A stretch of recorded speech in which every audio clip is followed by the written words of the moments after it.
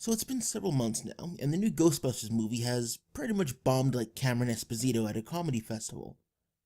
Or Cameron Esposito in front of an audience that was older than 5 years old. Fuck it. Pretty much it's just been bombing like Cameron Esposito.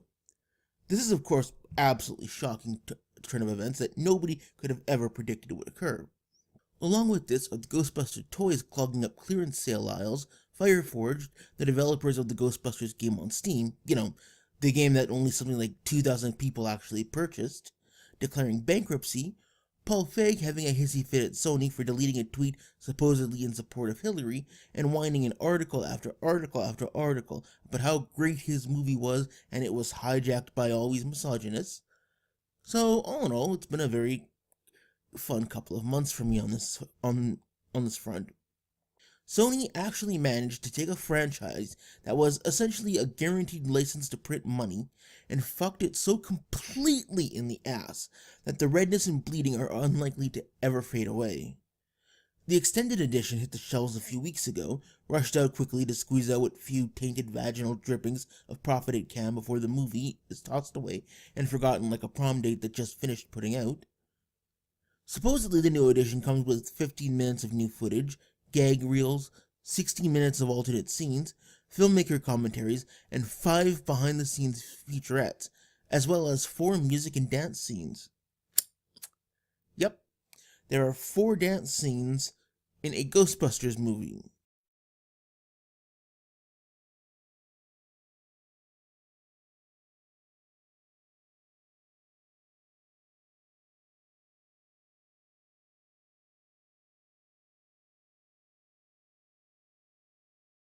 And now you can see them all as you were meant to in the first release. Because I guess Sony is hoping if they make the pile big enough, it'll hide the smell. And you know what the truly funny bit about all this is? I actually saw the movie. Pirated, of course. I didn't actually pay money to see this, because, fuck that. But the movie actually isn't that bad. I mean, don't get me wrong, it sucks. And it's painfully unfunny no matter what anyone says. Why don't I see ghosts flying around everywhere? The barrier stops them. It's the last line of defense betwixt the worlds of the living and the dead. Protect the barrier! Protect the barrier! Protect the barrier! I saw Siobhan Head's review of it when the movie first came out, where she said it was funny and, well, she's going to hell for lying. This movie is to comedy what a rough anal raping is to a first date. But that aside, it was far from the worst movie ever made. It was watchable. Kind of. Had Sony not tried to drive viewers to the movie by using cheap gender baiting tactics and alienated those audiences, this still probably would have done okay. Amy Pascal should be fired immediately, though. Preferably out of a cannon, and Feig should be relegated back to his comfort zone, making shitty chick flicks with budgets no more than $50 million, and 1 or 2 more seasoned and competent writers/directors along for the ride to keep an eye on him and hold his hand when he's feeling pouty. But it still might have done okay. Now, when looking at a movie like Ghostbusters, there are always 2 different ways that you can judge it. You can judge a movie based on its technical merits, or you can judge a movie based on whether it succeeds at what it's trying to do.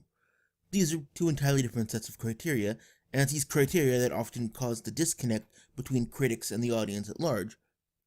We're all well aware that oftentimes critics will like a movie that the public feels sucks, and vice versa. Well, this tends to be why. Critics tend to judge a movie more on its technical merits and skill, whereas audiences are more concerned with if they're getting what they paid for from the movie. For instance, take your average action movie. We all know that action movies tend to be very over the top. The actors generally aren't the greatest. I mean, Arnold was never exactly Anthony Hopkins, and Steven Seagal is not a good substitute for Don Cheadle.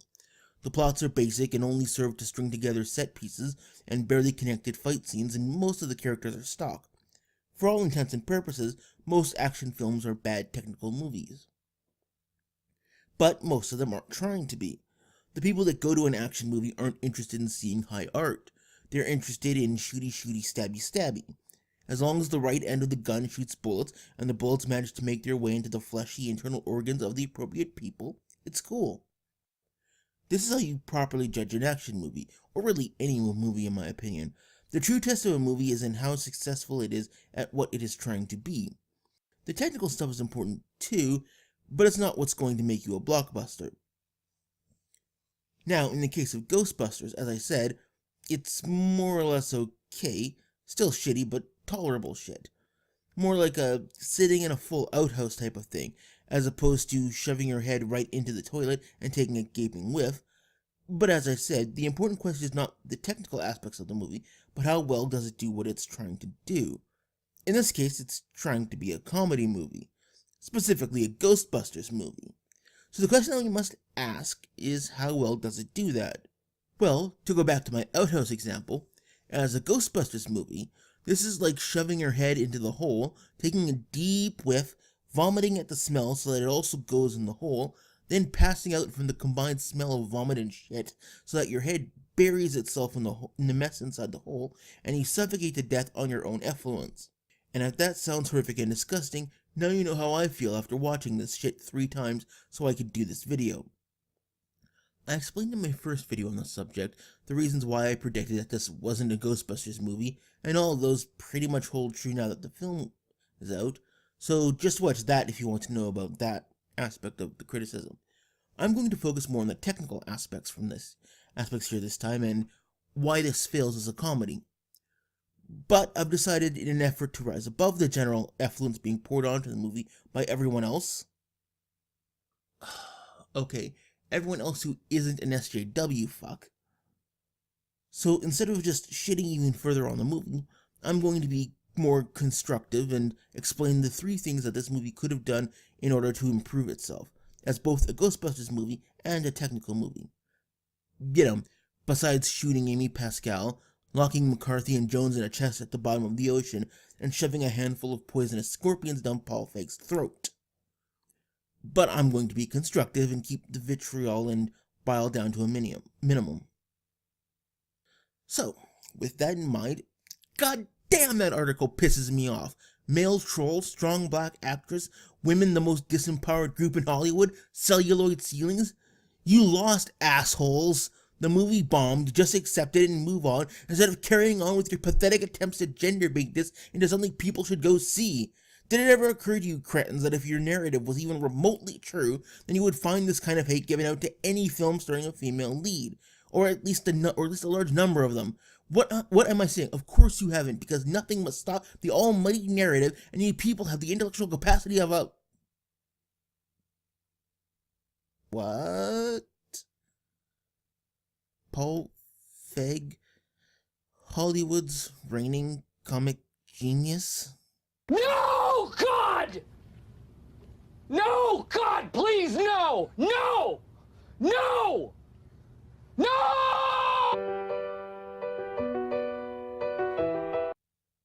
Okay. I'm better now. As I was saying, I'm going to try and stay positive and constructive and at least lay out some of the ways that the Ghostbusters movie could have at least been made decent. Number 1. Stop trying to be funny. This may seem a weird thing to suggest since this is supposedly a comedy movie after all, but here's the thing. Comedy should never be forced. It should come about naturally in the story. I don't remember which comedian it was that said it, but there's a saying in comedy. There's a difference between being funny and acting funny, and this movie is a perfect example of that important distinction. All of the characters in this movie act funny, or try to. Everywhere throughout the film is cheap humor, slapstick, general wackiness, but not a single ounce of legitimate wit to be found everywhere. Feig and the ghost-busting harem that he attempts to create here try everything, every type of gag you can imagine, in a non-stop rush from beginning to end, and none of it works. At all. The humor consistently falls flat. And the main reason it doesn't work is because of how forced it is. The actresses, and I use this term loosely, are always seemingly aware that they are playing for an audience. They are always on. At no point are they allowed to actually be serious, even at points when the movie really should be serious. It's watching a set of soulless, inhuman joke machines that were programmed to try to be funny, yet never programmed with actual jokes, and never given an off switch so that they can rest. With one character like this, it might be tolerable, but with 4 or 5, it's torture. That's why Wig's character is the only really likable one, because she's the closest thing to a straight character in the movie, which means she actually shuts the fuck up every once in a while. Right? Sorry. My point is that, aside from the fact that the jokes aren't even funny, there's no breathing room for anything else. There's no real character development or real moments of characterization, because aside from Wig, no one actually has a character beyond their comedic stereotype, and there's no drama or tension to the movie because they're always busy trying to be funny. So even the Ghostbusting scenes are forgettable, more or less, which is actually bad because the ending fight actually could have been fairly kind of cool in some places, except they insisted on bringing that goofy slapstick comedy stuff into that too.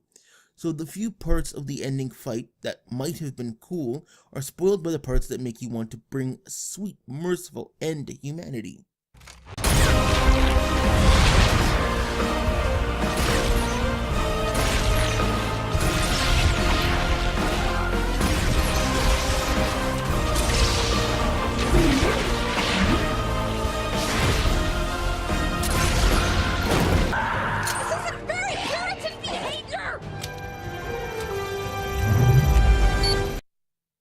Nuts! Ghostbusters has no tone to it, no flow, because the jokes are so all over the place. Even when the characters are supposed to be terrified, they never actually seem terrified because they're still being wacky. Each of the original Ghostbusters had a real character, and that character worked in conjunction with the style of humor that they were supposed to be conveying to the audience. Peter, for instance, is a lazy con artist. He routinely shows a lack of respect for anyone, especially those in authority. He's charming and charismatic, or at least tries to be, even if he tends to fall flat on the first few tries. He's the public face of the Ghostbusters, and is more concerned with money over any real science. And his humor in the movie builds on this foundation. So he snarks at everyone, he's droll and sarcastic, he belittles people, especially ones who act high and mighty, and he flirts with anything even remotely attractive with no shame or remorse. But he's also the first one to stand up when the chips are down. He is a genuine hero despite all of his pretensions to the contrary. The style of humor that he provides is built upon his character. It's not his character in and of itself. Peter is still distinctly Peter, even when he's being serious. Compare this to, say, Leslie Jones, who is a sassy fat black woman. That's it. I just described everything you will ever need to know to write or understand her character, because it's an empty cliche for lazy and incompetent writers. And that's not even to say that cliche characters are bad in and of themselves, but when nearly every character is a flat cliche.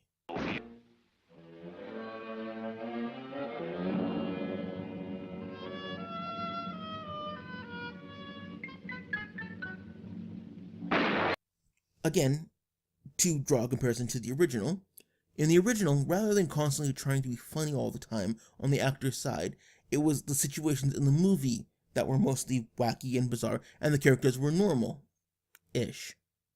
We all know someone like Peter. Egon may be a little weird at times, but we know someone close to him who's socially awkward, naturally quiet, nerdy, and highly analytical. We get them. They're like real people. Okay, Hollywood for real people, but they're relatable. The characters' humor comes from their personalities reacting to the wacky and bizarre situations, and this allows them to build their own characters that create the humor organically. It's the situations around them that are wacky, and they respond to it in character. The humor builds itself around them as the foundation of the movie, and it works because the characters come off as people. The new Ghostbusters women are constantly wacky themselves, as well as the situations that they get into, so there's no comparison, and nothing to make any of them relatable, or interesting, or not boring as hell.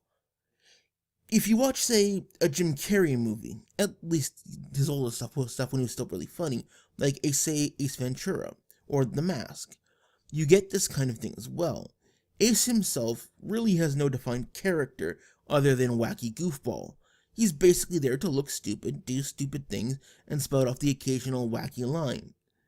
But in something like Ace Ventura, it's only Jim Carrey who is like that. The rest of the characters are normal people who have to deal with him. The normal people who actually have characters. The humor is created by the contrast of Ace's bug fuckery and the normal people around him who are dealing with the crazy who are dealing with the crazy situations that he's causing, wondering what the fuck is wrong with this guy. This is what causes the humor in a good comedy like that. Now, how the actual characters react to the wackiness. But you need to have actual characters to react to the wacky characters or events. If it was just Ace acting on his own without proper support to play off, you wouldn't think he was funny for very long. You'd think he was an idiot. And if everyone was Ace, well...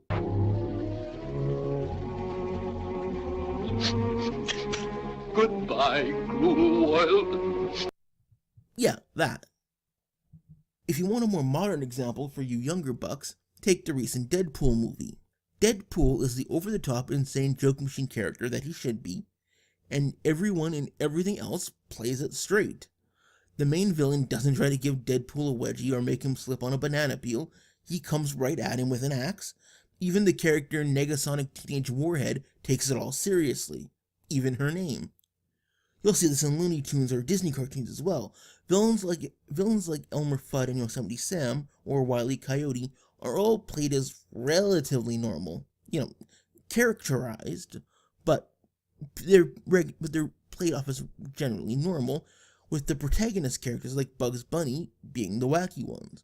Elmer Fudd is funny mostly because of what Bugs does to him and how he reacts to what Bugs does to him. He doesn't produce laughs on his own. That's why you don't see the villains getting their own cartoons. They would be boring. That kind of contrast is a vital part of comedy. The movie could have really saved itself just by dialing back on the character's wackiness and letting some actual characterization come to the surface. This movie was in desperate need of at least a few other straight men, or at least a deadpan snarker, like Janine was in the original. Give them a male equivalent of her sassy, down-to-earth secretary, instead of turning Chris Hemsworth into cinema's most epic himbo, who only really exists to be possessed by the villain, and for Wig to continually try to dry hump. Hemsworth, in fact, is the only character in the movie, aside from Wig, who ever actually approaches being legitimately funny. I mean, for the most part, he's horrendously annoying, because they overplay the himbo stereotype so epically that if this were a better movie, I'd think they were trying to parody it. And even then, I'd still say they need to dial it back a bit. But once you pair him with Wig and she starts going into heat, it's kind of funny. Her characters spend so much of their on-screen time together trying to mount him like a stripper pole that even the other characters find it disturbing and creepy, which is why it's one of the few funny parts in the movie. Here is your coffee, Abby. Thank you. Did you get sugar in it this time?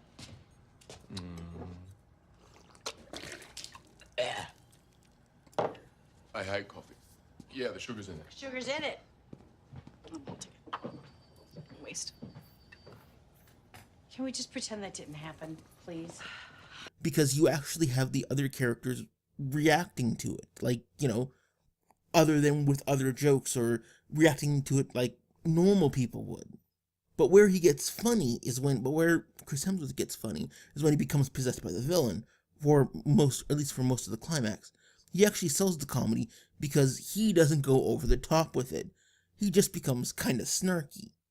And it's a really, really, really welcome contrast to, all of the other shit. I don't know. Is this a little too Peter Pan? Anyway, I'll embrace it. See, the reason that Hemsworth does better with this script is for the same reason Wig does. They actually have characters because they play it more straight and don't let the desire to be funny take over. In any other story, his character would be a comic relief character. The problem in this movie, though, is that every character is comic. But in his case, it actually fits that he should be mostly just funny jokes. His character is that of an idiot, and the actor doesn't greatly overdo it. In this case, at least with him, the writing does. If the shitty writing hadn't tried to throw in a joke about how stupid he is in every second of screen time, and in every line that line that he says, it would have been a good character.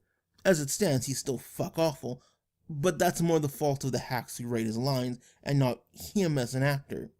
But at least he and Wig can give you a breather every now and then. Number 2. For fuck's sakes, remove McCarthy and Jones's characters, or at least rewrite them. Now, this criteria comes from two separate things, essentially. First and foremost, nearly all of the truly bad, unfunny moments come from these two. Out of a cast of annoying, unfunny characters, these two are the most annoying and unfunny. Well, some of the truly unfunny moments also come from Chris Hemsworth's character, but at least Hemsworth's character was relevant to the plot. Which is the second aspect of this. After watching this movie 3 times, I am still hard-pressed to understand what the hell it is that these two are supposed to be doing there. They quite literally have no effect on the overall plot of the movie. You could have just kept Wig and McKinnon, and I can't see the movie doing anything but improving. The story certainly would have been tighter. McCarthy has this thing in the beginning where she's supposedly Wig's childhood friend, and they're estranged because Wig gave up on the ghost thing and McCarthy feels betrayed. But it really is meaningless in the overall context of the movie. It's not even really mentioned that much. It's established in the first 15 minutes, then by the time they've ever seen their first ghost, they're back together, and really it's like nothing ever happened from that point on. To reference and compare it to an actual good movie again, take Lethal Weapon. In that movie, the antagonistic relationship between Riggs and Murtaugh is set up from the beginning and keeps going throughout the entire course of the movie as they're forced to work together, depend on each other, and learn from one another, despite their differences. They help each other develop as characters, and most importantly, it's a consistent thread throughout the movie. And the conflict serves to both make the pair seem like real people with their own individual ideas and make them interesting, because you want to see how the relationship plays out. In Ghostbusters, it's made a big deal of in the first 15 minutes, and then everything is rectified from then on. All of McCarthy's bad words and insults are completely forgotten and forgiven. The fact that she ruined Wig's career, all swept under the rug, and they're besties forever once more. No conflict at all. There are even some instances where they will finish one another's sentences or have "Are you thinking what I'm thinking" moments because they are so totally on the same wavelength now. Really, there's not much, if any, conflict between all of the Ghostbusters. For 4 people who supposedly have incredibly distinct personalities, life experiences, and backgrounds who mostly just met each other a few days ago, they're amazingly friendly and unified as a group. It's almost as though they are all actually the same character, just with slight superficial differences. So the betrayal and broken friendship thing is not really a relevant part of the plot, because it only takes up a few minutes of screen time and doesn't change anything. There was really no point of starting them off as estranged friends in the first place, but we'll get to that sort of thing more in the next point. My point here is that McCarthy's character really does not serve any role in the plot. She's not really shown to be making any of the equipment or doing any of the building of their devices. Wig does most of the theoretical science work and says a lot of the technobabble, which McCarthy does too, but it's nothing you couldn't have heard from Wig. To, again, use the original as a comparison, Ray and Egon are both the sciencey style eggheads, but you have Ray as the more hands-on engineering type who builds the proton packs and tricks out the Ecto-1, and Egon is the theoretical one. Ray is the one who provides all the practical knowledge about girders and metallurgy, and Egon is the one to come up with the strategies and the more airy scientific ideas. 2 similar characters, but with different dynamics and different roles that they fill within the story. In the new Ghostbusters, you don't have this, because in the new Ghostbusters, you have McKinnon, who takes on the role of the builder and the engineer scientist, and Wig is the more theoretical, idea-oriented scientist. This would leave McCarthy to share the theoretical scientist role with Wig, but since she has no real character of her own, she's completely interchangeable with Wig, who is of course the protagonist.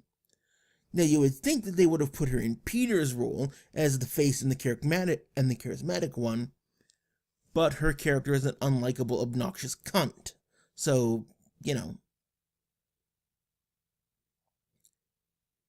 As for Jones, okay, look, It's never really explained why her character is even there in the first place.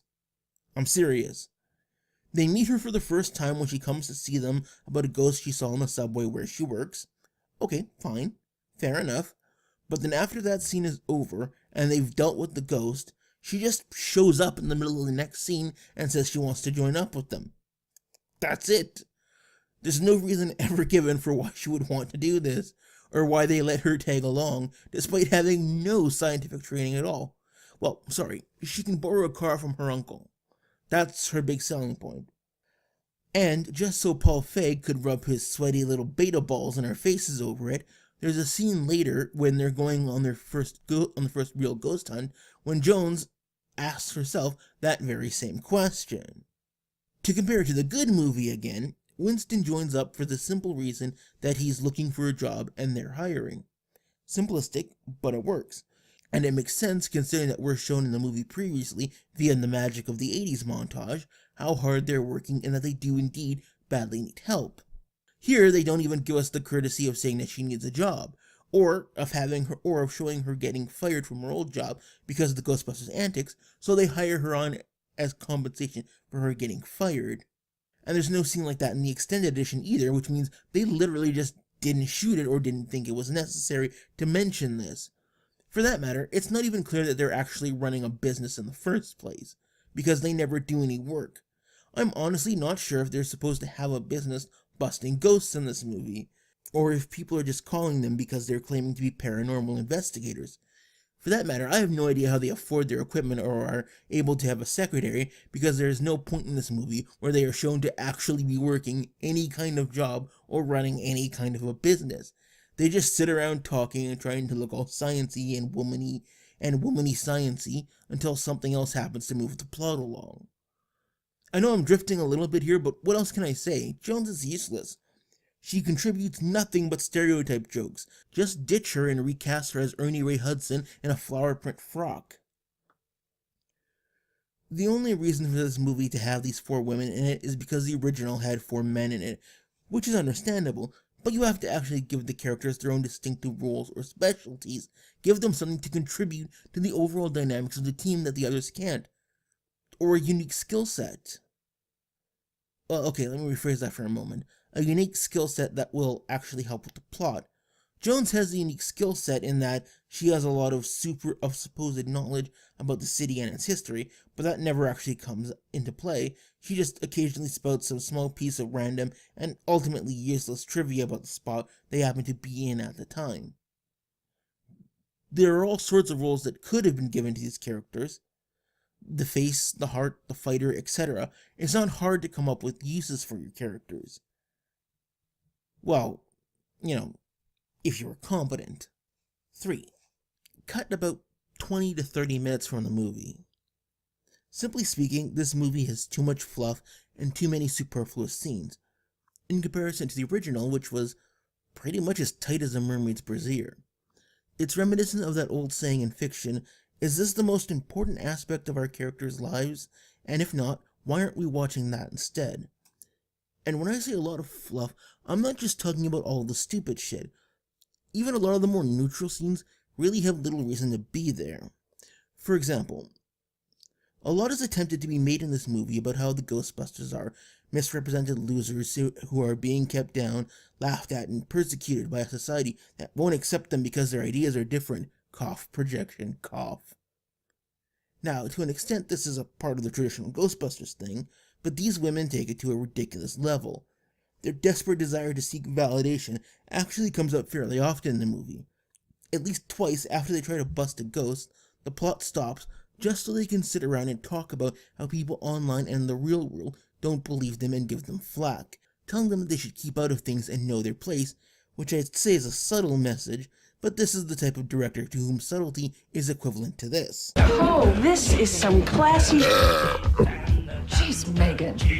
I'm sorry, I want to apologize. I'm not even confident of which end that came out of.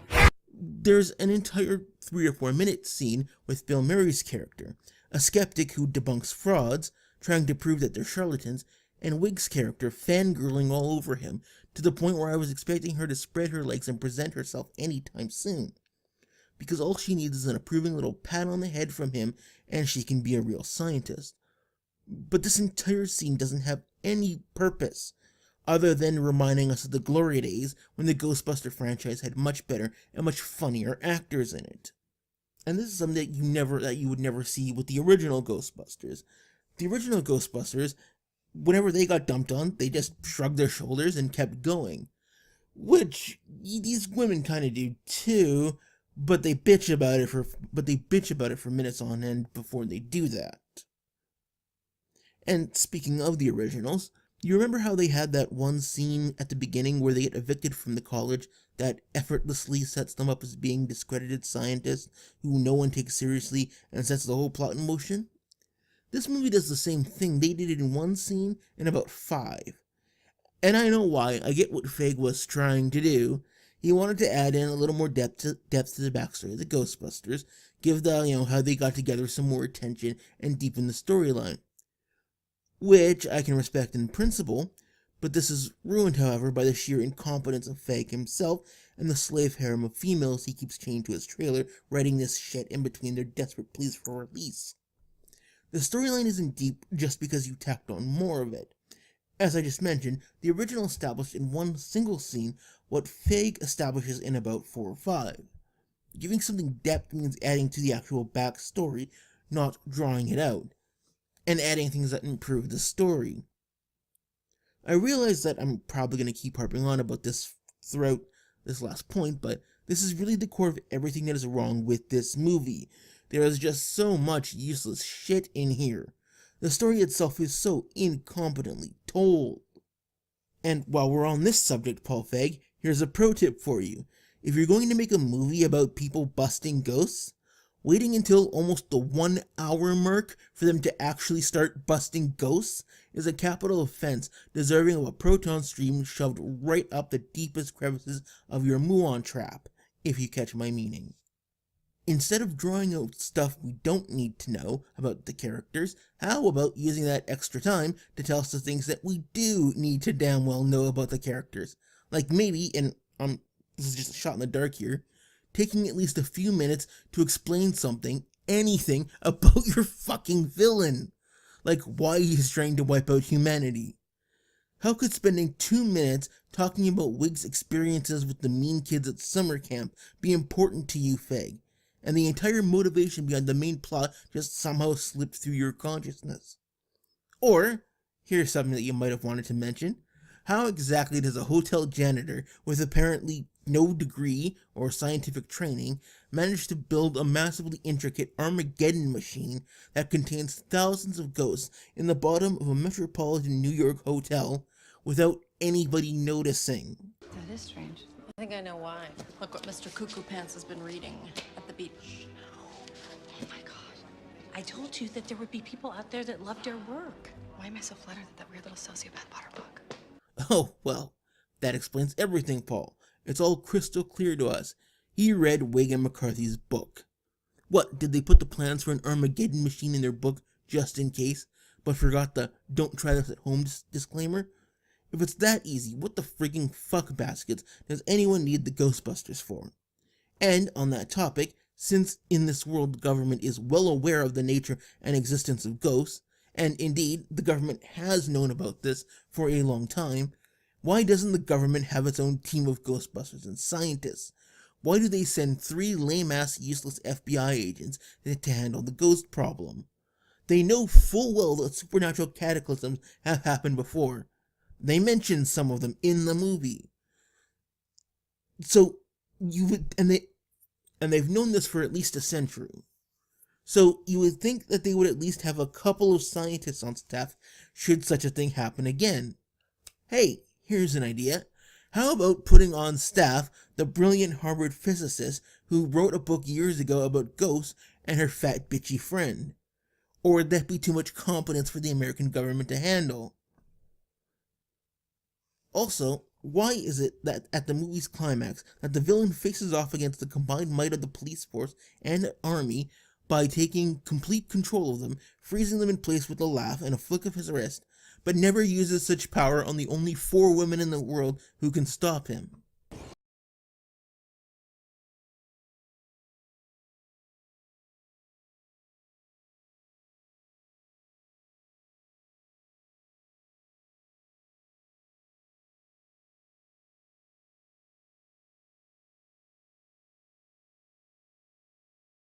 What, does the mystical finger flick domination power of unbelievable brokenness only work on minor characters? Why didn't you feel the need to tell us these things, Paul? I realize it's not as thrilling and engrossing to you as fantasizing about Chris Hemsworth in a tight shirt talking about his pet dog, but try to focus at least a little bit. Fucking hell, this movie has shitty writing. I know, constructive. Look, I'm not going to pretend that Gozer had any great backstory or motivation either, but they did at least tell you the whys and hows. Besides, Gozer was just a dark god smashing shit and wiping out civilization is kind of their thing. We can accept that. A hotel janitor, not so much. What this movie needed desperately was some more relevant scenes added in. Do you realize that, excluding the end fight, there is only one single scene in this movie where they actually bust a ghost? Just one. At like the 50-minute mark. The other times they're basically screaming and running away from ghosts while trying to figure out how to bust them. You know, that thing the original Ghostbusters figured out how to do at the beginning of their movie. Aside from gypping the audience who came to see a Ghostbusters movie instead of an inspirational chick flick, this means that the Ghostbusters are never established as competent at their jobs. Because we never see them doing them, they just go from being barely able to trap one ghost to knocking out a whole army of ghosts instantaneously. Paul Feig actually made a movie that is longer than the original one, yet has even less story, action, and overall content. Or maybe don't waste time showing us all of the cool new weapons that the Ghostbusters have created when they're all just variations of point at ghosts to make ghosts go away. Something that could just as easily be done by the traditional proton packs, and indeed will all ever be used only once for a brief second anyways, because your Ghostbusters don't actually bust ghosts in this movie. I'm guessing the whole scene with them testing out the cool new weapons was added in there because of the toy line you were trying to produce. How'd that work out for you guys? Uh-huh.